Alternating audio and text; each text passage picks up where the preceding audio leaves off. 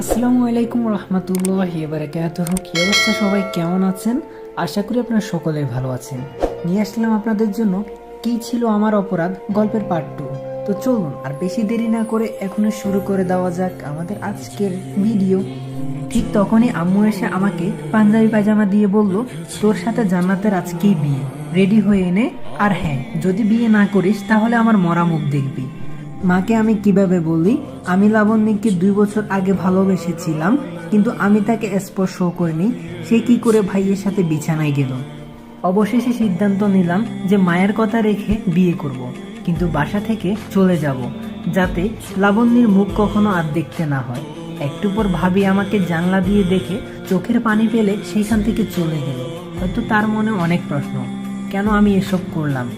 এইদিকে ভাবির মাথায় একটা জিনিস কিছুতে ঢুকছে না। সাজিদ তো লাবণ্যকে ভালোবাসতো, তাহলে কি এমন হলো যে বিয়ে করতে চাচ্ছে না। বিকেলে কাজী আসলো, সাজিদ ও লাবণ্যের বিয়ে পড়ানো হলো। বিয়ে বাড়ি ঠিকই, কিন্তু কারো মনে কোনো আনন্দ নেই, সবার মন খারাপ, শুধু আমার বড় ভাই আকাশ ও লাবণ্যই ছাড়া। দেখে বোঝা যাচ্ছে তারা অনেক খুশি হয়েছে। এদিকে আমার পায়ে ও হাতে প্রচণ্ড পরিমাণ ব্যথা করছে, তাও কষ্ট করে একটা চিঠি লিখলাম। প্রিয় মা, আমি তোমার কথা রেখেছি, আমি লাবণ্যকে বিয়ে করেছি। জানো মা, আমি তোমার মরামুখ সহ্য করতে পারবো না। আমি তোমাকে অনেক ভালোবাসি। আমার বাবা অনেক আগে পরবারে চলে গিয়েছে, সে থাকলে হয়তো আমাকে আরও মারতো, কিন্তু তুমি আমাকে মারোনি মা। আমি জানি মা, তুমি আমাকে অনেক ভালোবাসো, অনেক কষ্ট পেয়েছো জানি, কিন্তু আমি তোমাকে কষ্ট দিতে চাইনি। হয়তো একদিন আজকের থেকে বেশি কষ্ট পাবে, যেদিন তুমি আমার চলে যাওয়ার কারণটা জানবে। একটা জিনিস ভেবে খুবই কষ্ট পেয়েছি মা, তুমিও আমাকে বুঝলে না। আমি অনেক দূরে চলে গেলাম মা, নিজের খেয়াল রেখো। এটি তোমার কলিজার টুকরা। এই বলে চিঠিটা রেখে বাসার দেয়াল টপকে বাহিরে চলে আসলাম। চলছি দূর অজানার সামনে রেল স্টেশন। ট্রেন আসার আওয়াজ পেয়ে স্টেশনে এসে বসে আছি। তারপর ট্রেন আসলে ট্রেনে উঠে বসে পড়ি। জানি না কোথায় যাব। একটা সিটে বসতেই পায়ে কি যেন লাগলো, তাকিয়ে দেখি একটা লাগেজ, কিন্তু লাগেজটা কার? এই সিটে তো কেউই ছিল না। আমি আমার মতো করে বসে আছি, জানলা দিয়ে সবুজ প্রকৃতি দেখছি। পরের স্টেশনে আসতেই আশেপাশে সিটে সবাই নেমে গেল, কিন্তু লাগেজটা কেউই নিল না। মনে হয় কেউ ছেড়ে চলে গেছে। লাগেজটা খুলতে অবাক হয়ে যায়, পুরো লাগেজ ভর্তি টাকা, কিন্তু এই টাকাগুলো কার? তারপর আমি লাগেজে কোনো কার্ড বা ঠিকানা আছে কিনা এই খুঁজতে শুরু করলাম। একটু পরে একটা কাগজ দেখতে পেলাম, কাগজে লেখা ছিল, হ্যাঁ আমি তোমাকেই বলছি, সন্ত্রাসীরা আমার পিছু নিয়েছে, জানি না হয়তো আমাকে মেরে ফেলবে, কিন্তু প্লিজ টাকাগুলো আমার বাসায় পৌঁছে দিও, না হয় আমার পরিবার রাস্তায় বসবে। ঠিকানা তেজগাঁও, ঢাকা। এখন কি করব কিছুই বুঝতে পারছি না। এতগুলো টাকাগুলো নিয়ে ঢাকায় চলে আসি। আম্মুর জন্য মনটা কাঁদছে, জানি না আমাকে না পেয়ে আম্মু এখন কি করছে। কাগজের লেখা ওই ঠিকানা অনুযায়ী একটা সিএনজি করে যাচ্ছি, আর মনে মনে শুধু আম্মুর কথা ভাবছি। চলতে চলতে কিছু দূরে গিয়ে দেখি একটা মারাত্মক অ্যাক্সিডেন্ট হয়েছে। রক্তাক্ত হয়ে গাড়িতে একজন লোক পড়ে আছে, কিন্তু কেউ এগিয়ে আসছে না। সিএনজিটাকে থামিয়ে দৌড়ে গিয়ে গাড়িটির কাছে গিয়ে লোকটাকে বের করলাম। অনেক জায়গায় আঘাত পেয়েছে, মাথাও ফেটে গিয়েছে, পায়েও ক্ষতের সৃষ্টি হয়েছে, রক্তও বের হচ্ছে। সিএনজি চালক লোকটাকে বললাম, ভাইয়া একটু এদিকে আসেন, লোকটাকে নিয়ে হাসপাতালে যেতে হবে, বেশিক্ষণ এইভাবে থাকলে লোকটা মারা যাবে। সিএনজি ড্রাইভার বলল, ভাই ছাড়ুন তো এইসব, আমার আবার আপনাকে নামিয়ে অন্য প্যাসেঞ্জার নিতে হবে, এসব পুলিশ দেখবে, আপনি গাড়িতে উঠুন। আমি তখন বললাম, আপনাকে ডাবল ভাড়া দেব, লোকটিকে আগে হাসপাতালে নিয়ে চলুন। এদিকে লোকটির অবস্থা আরও খারাপ হতে লাগলো। তাড়াতাড়ি সামনের একটা হাসপাতালে নিয়ে আসলাম। ডাক্তার লোকটি কেবিনে নিয়ে আমাকে বলল, পেশেন্টের অবস্থা খুবই খারাপ, ইমার্জেন্সি অপারেশন করতে হবে, আপনি ওনার কে হন? আমি তখন বললাম, আমি ওনার ছেলে। ডাক্তার তখন বলল, এখনই কাউন্টারে 5 লক্ষ টাকা জমা দিন, আমরা অপারেশন শুরু করে দিচ্ছি, নয়তো ওনাকে বাঁচানো যাবে না। আমি তখন বললাম, ওকে ডাক্তার, আমি টাকা জমা দিচ্ছি, আপনি অপারেশন শুরু করেন। কি করব ভাবছি, আমার কাছে তো 500 টাকাও নেই, আর আমার সাথে যে টাকাগুলো আছে এই টাকাগুলো তো আমার না। তাই সব কিছু ভেবেচিন্তে ভাবলাম সবার আগে জীবন বাঁচানো ফরজ। তাই আর দেরি না করে টাকাগুলো জমা দিলাম। লোকটিকে অপারেশন থিয়েটারে নিল। একটু পর একটা নার্স এসে একটা ফোন হাতে ধরিয়ে দিল আর বলল, এই ফোনটা পেশেন্টের কাছে ছিল, আর জরুরি 2 ব্যাগ রক্ত লাগবে, ও নেগেটিভ। আপনি তাড়াতাড়ি ব্যবস্থা করুন। ঠিক তখনই আমি বলে উঠলাম, আমি রক্ত দেব, আমার রক্তের গ্রুপ ও নেগেটিভ। নার্সটি বলল, আপনি তো 1 ব্যাগ রক্ত দিতে পারবেন, আরেক ব্যাগ? তখন আমি বললাম, আমার শরীর থেকেই 2 ব্যাগ রক্ত নিন প্লিজ, তাছাড়া তো আমি আর কোনো উপায় পাবো না, আমার শরীর থেকেই নিন। পাশে থাকা ডাক্তার বলল, না না, তা কি করে হয়, আমি তারপরেও মানছি না। আমি ওনাদের অনেক রিকোয়েস্ট করার পর নিল। তার কিছুক্ষণ পরে রিংটোন বেজে ওঠে। লোকটির ফোনে কে ফোন দিচ্ছে, রিসিভ করে সালাম দিলাম। ওপাশ থেকে একটা মেয়ে বলতে লাগলো, কে আপনি, আমার আব্বুর ফোন আপনার কাছে কেন? আমি বললাম, আপনার বাবা অ্যাক্সিডেন্ট করেছে, হাসপাতালে চলে আসেন। তারপর আমি ঠিকানাটা বলে দিলাম। কিছুক্ষণ পর মেয়েটি ও তার মা চলে আসলো। মেয়েটি দেখতে পরীর মতো, আর আমার কাছে এসে বলল, আপনি ফোন রিসিভ করেছিলেন তাই না? আমি বললাম, হ্যাঁ। মেয়েটির মা বলল, ওনাকে এই হসপিটালে কে এনেছে? আমি বললাম, আমি। আমার কথা শুনে মেয়েটি বলতে লাগলো, এই ফালতু মার্কা হাসপাতালে ভর্তি করতে আপনাকে কে বলেছে? বলে গালে একটা থাপ্পড় লাগিয়ে দিল। এমন সময় নার্স বেরিয়ে আসে আর বলে, তাড়াতাড়ি এই মেডিসিনগুলো নিয়ে আসুন। তারপর আমি আন্টিকে বললাম, এই নেন আন্টি ফোন, ওই মেডিসিনগুলো তাড়াতাড়ি নিয়ে আসেন, আমি চলে যাই। মেয়েটি আবার বলে উঠল, ছোট লোকের বাচ্চা, ভাগ এখান থেকে। আম্মু কাগজটা আমাকে দাও, আমি নিয়ে আসছি। আমি মনে মনে ভাবতে লাগলাম, হাই রে মানুষ, ওনার বাবাকে বাঁচাতে আমি কি না করলাম, আর উনি আমার গায়ে হাত তুললো, অপমান করলো। আমার কপালটাই খারাপ হয়তো, তাই এমন কষ্ট পাই। তারপর বাইরে চলে আসলাম। বাইরে এসে কাগজের ঠিকানা অনুযায়ী সিএনজিতে উঠলাম। ঠিকানা অনুযায়ী তেজগাঁয়ে এসে নামলাম। একটা লোককে জিজ্ঞেস করলাম, ভাইয়া এই ঠিকানাটা একটু দেখিয়ে দিবেন? লোকটি বলল, সামনে গিয়ে ডানে যাবেন, আশেপাশে খুঁজে দেখবেন, পেয়ে যাবেন। তারপর আমি চলে গেলাম। অবশেষে বাসা খুঁজে পেলাম, কিন্তু এটা কি বাসা নাকি রাজপ্রাসাদ? অনেক সুন্দর, ফুল গাছও লাগানো। বাসার সামনে গিয়ে দেখি দারোয়ান। দারোয়ানকে বললাম, ভাইয়া এই ঠিকানা কি এই বাড়ির? দারোয়ান বলল, হ্যাঁ, আপনি কে?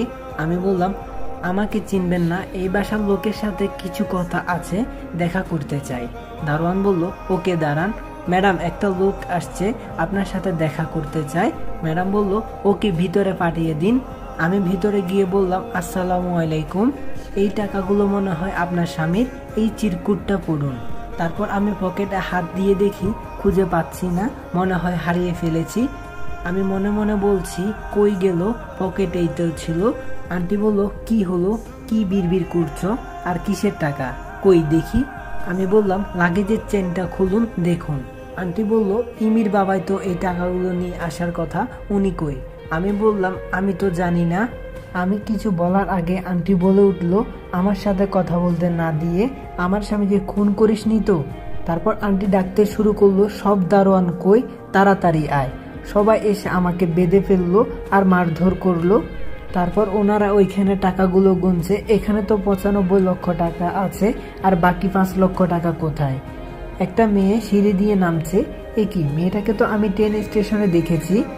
মেয়েটি বলল, এই কুত্তার বাচ্চা, বল আমার বাবা কই, আটকে রেখেছিস কোথায়? আম্মু পুলিশকে ফোন দাও। একটু পর পুলিশ এলো, আমাকে রিমান্ডে নিয়ে যাওয়া হলো। আমাকে বলা হচ্ছে, আমান সাহেবকে কোথায় রেখেছিস, আর 5 লক্ষ টাকা বের কর। এইদিকে ডাক্তার বলল, পেশেন্টের অবস্থা এখন ভালো আছে, আপনার ছেলে ঠিক সময় মতো নিয়ে না আসলে হয়তো পেশেন্ট সারা জীবনের জন্য পঙ্গু হয়ে যেত। মহিলাটি বলল, কি, আমার ছেলে মানে?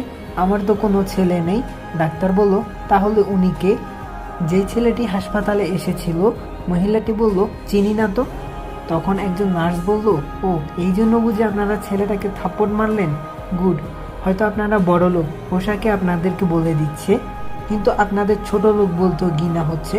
মা ও মেয়ে দুইজনে অবাক হয়ে গেছে। নার্সটি বলল, আপনি জানেন ছেলেটি 5 লক্ষ টাকা জমা দিয়েছে, যদি টাকা জমা না দিত হয়তো এখন পর্যন্ত উনি বেঁচে থাকতো না। মা ও মেয়ে নিশ্চুপ হয়ে আছে।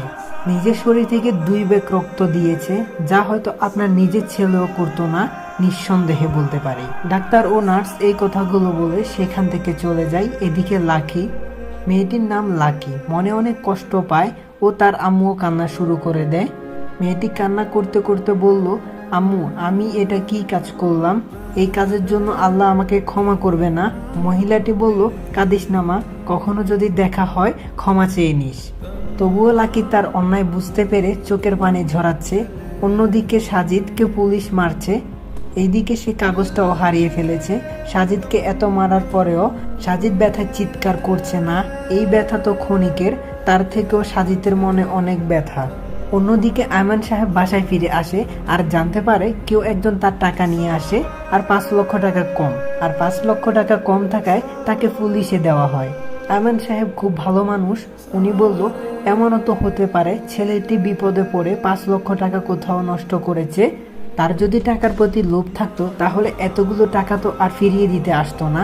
যদি গিয়ে ছেলেটাকে পুলিশের হাত থেকে ছাড়িয়ে নিয়ে আনি। তারপর আয়মান সাহেব থানায় এসে সাজিদকে সেইখান থেকে ছাড়িয়ে নেয় আর তাকে বলে, বাবা তোমার নাম কি? সাজিদ তখন বলল, আমার নাম সাজিদ। আয়মান সাহেব বলল, আমার জন্য তোমার কি অবস্থা করেছে পুলিশ? বাবা আমাকে মাফ করে দিও। আমি বললাম, না আঙ্কেল, আপনি কেন মাফ চাচ্ছেন? আমি আপনার 5 লক্ষ টাকা দিয়ে একটা অ্যাক্সিডেন্ট হওয়া ব্যক্তিকে চিকিৎসা করেছি। চিন্তা করবেন না আঙ্কেল, আমি টাকাগুলো শোধ করে দিব। আয়মান সাহেব বলল, না বাবা লাগবে না, তুমি তো আর টাকাগুলো নাওনি, একজন লোককে সাহায্য করেছো। আমি বললাম, না আঙ্কেল, আমি কারো কাছে ঋণী হয়ে থাকতে চাই না। আমার চাকরি হয়ে গেলে আপনার টাকাগুলো পরিশোধ করে দিব। আয়মান সাহেব বলল, তো চাকরি করবা? আমি বললাম, দেখি কি করা যায়। আমি বললাম, আমি সবেমাত্র ইন্টার পরীক্ষা দিয়েছি, এখনও রেজাল্ট হয়নি। তবে আঙ্কেল আমি কার চালাতে পারি। আয়মান সাহেব বলল, ও তাহলে আমার বাসার ড্রাইভার হয়ে যাও, মাসে আমি তোমাকে 25,000 টাকা বেতন দেব। তারপর আমি বললাম, ধন্যবাদ আঙ্কেল, আপনি আমার অনেক উপকার করলেন। তারপর আঙ্কেল ওনার বাসায় নিয়ে গেল। সেখানে যেতে না যেতে আয়মান সাহেবের মেয়ে বলল, বাবা তুমি এই চোরটাকে বাসায় নিয়ে কেন আসলে? আয়মান সাহেব বলল, না মামনি, সাজিদ চোর নয়, ও একটা লোককে বাঁচাতে ডাক্তারকে টাকাগুলো দিয়েছিল। তারপর মেয়েটি বলল, ছোট লোকটা বানিয়ে বলল, আর তুমি বিশ্বাস করলে? তখনই আয়মান সাহেব বললেন, অনন্যা তুমি এখনই রুমে চলে যাও। আমি বুঝতে পারলাম মেয়েটির নাম অনন্যা। অনন্যা সেখান থেকে রাগ করে চলে যায় আর মনে মনে ভাবে, আমাদের বাসায় থাকবে মনু, বুঝলো মজা কাকে বলে। এদিকে সাজিদ তার রুমে চলে গেল। রুমে গিয়ে রুমটা গুছিয়ে নেয় আর বিছানায় শুয়ে শুয়ে বাসার সবার কথা ভাবতে থাকে। কোনো এক সময় ঘুমিয়ে পড়ে। মাঝরাতে তখন শরীরে প্রচণ্ড জ্বর এসেছে। সাজিদ কাঁপতে কাঁপতে ফ্লোরে পড়ে যায়। পরের দিন সকালে কাজের লোক নাস্তা দিতে এসে দেখে সাজিদ ফ্লোরে পড়ে আছে। কাজের লোকটি সেখান থেকে চলে গেল আঙ্কেলের কাছে আর বলল, ছেলেটা ফ্লোরে পড়ে আছে, মনে হয় অসুস্থ হয়ে গেছে। আঙ্কেল তাড়াতাড়ি করে এসে সাজিদকে হাসপাতালে ভর্তি করে। কিছুক্ষণ পরে ডাক্তার বলল, ওনার শরীরে তো অনেক ক্ষত হয়েছে, তাই ব্যথায় জ্বর চলে আসে, কিছুদিন রেস্ট ও ওষুধ ঠিকভাবে খেলে সুস্থ হয়ে যাবে। আপনারা চাইলে কালকে ওনাকে বাসায় নিয়ে যেতে পারেন। পরের দিন আমাকে বাসায় নিয়ে আসলেন। বাসার ভেতরে আসতে লক্ষ্য করলাম ওই দিনের সেই মেয়েটি যার বাবাকে আমি মেডিকেলে ভর্তি করিয়েছিলাম। আমাকে দেখে মেয়েটি দৌড়ে আসে আর বলে, তো গাইস ভিডিওটি কেমন লাগলো অবশ্যই কমেন্ট করে জানাবেন। আর যদি ভালো লেগে থাকে তাহলে এখনই like comment share and subscribe করে দিবেন। তো নতুন ভিডিও আসা পর্যন্ত সবাই ভালো থাকবেন, সুস্থ থাকবেন। খোদা হাফেজ।